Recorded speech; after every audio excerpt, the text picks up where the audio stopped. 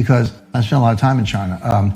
The sliver of the population who are multi-billionaires brings up the average. But so yeah, okay, people left the farm, they went to the city. It's still rough, but it's better than where they were, and they are better off. I don't dispute that. But you can't look at the average numbers or the global numbers without understanding the fact that people are a little bit better off, some of them. But the income inequality is extreme, and it's also extreme. The U.S. Gini coefficient is a measure of income inequality, so a higher number means you're more unequal. The U.S. just passed Mexico. I mean, Mexico is always, for Americans at least, you got oligarchs in Mexico. Well, we got them here, and we got plenty of them. So first of all, real incomes of Americans have been declining for 30 years for working class Americans. Now, the super rich, yeah, they're off the charts. So the averages still look bad, by the way, but they don't look as bad as the everyday American who has been in a losing race for 30 years. But yes, a small sliver, they're much better off. And they're the ones with the biggest interest in keeping the game going. But I also disagree, Constantine, when you said, talk about secret cabal, and you didn't quite put it that way, but that was sort of, aren't we into conspiracy theory land? It's not a secret.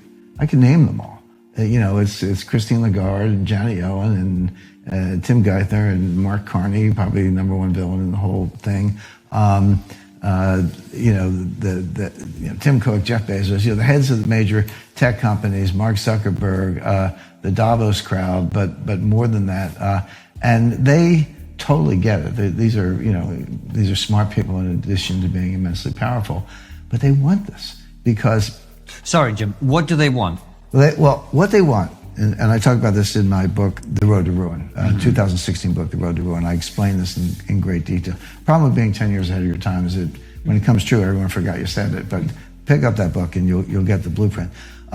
Look, what they want in a nutshell is world government, world money, and world taxation with a small group in control.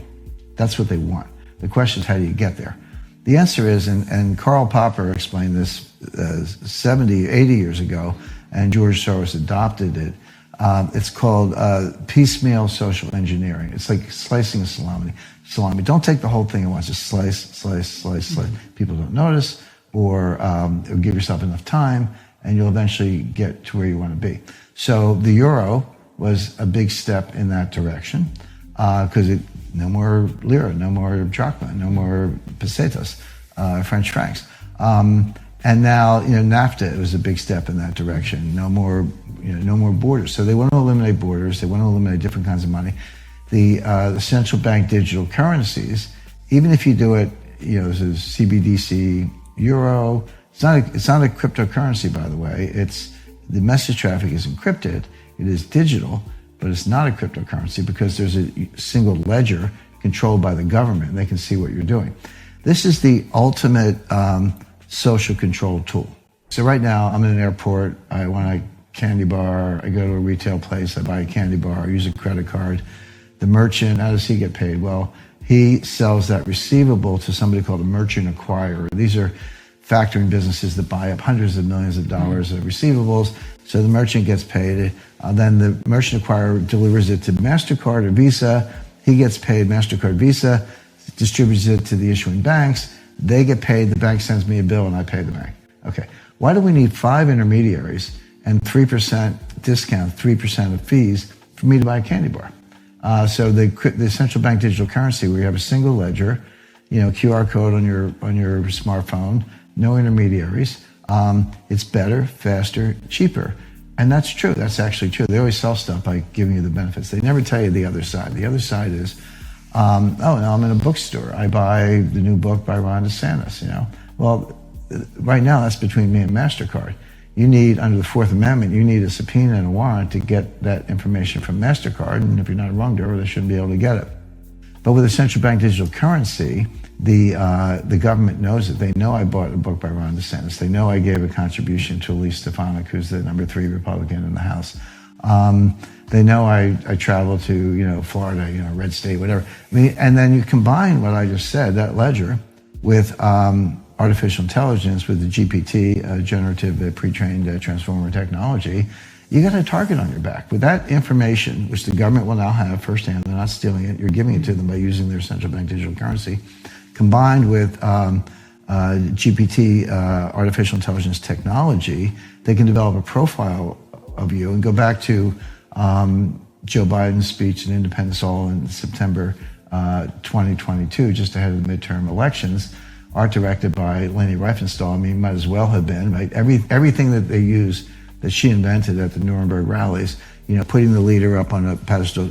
She was the one who dug trenches to put the cameras in the trenches so you'd be looking up even higher at the leader, the vertical lights, the blood red backdrop. Everything about that, the art direction of that speech was right out of Nuremberg. And, she was a great art director, and more. But what did Biden say? He said half the country are enemies of the people. He said, not all you Republicans, but you MAGA Republicans, well, that's the majority of the Republican Party, are enemies of the people. So now you got Biden telling you you're an enemy of the state. You got the government knowing, actually, it's a kind of thought control, because using inference, I can tell by what you're reading, what you're buying, what you're attending, et cetera, kind of what you're thinking. Combine that with artificial intelligence and GPT technology, and now you got a target on your back and expect to knock on the door from the FBI goon squads. And if it is the dollar, how are they going to transition from everybody using this system to everybody using CBDC? Well, the transition is already underway. There's a new... That's comforting, Jim. Thank you. Oh, sorry. When you frame a question like, can we bring this down to the everyday American or Brit or citizen around the world, I completely agree with that. That's a good approach. But what I am talking to that audience. I'm talking to you, but I understand the audience. I'm saying if the elites are working on something that would make George Orwell blush, which it would, that is something that affects everyday people. You ought to pay attention to that. And the difference, Francis, is central bank digital currency is not a new currency. It's still a dollar, it's still a euro, it's still a yuan or whatever. It's a new payment channel. But here are the differences. Number one, here's the biggest one. The government controls the ledger. Not MasterCard, not Visa.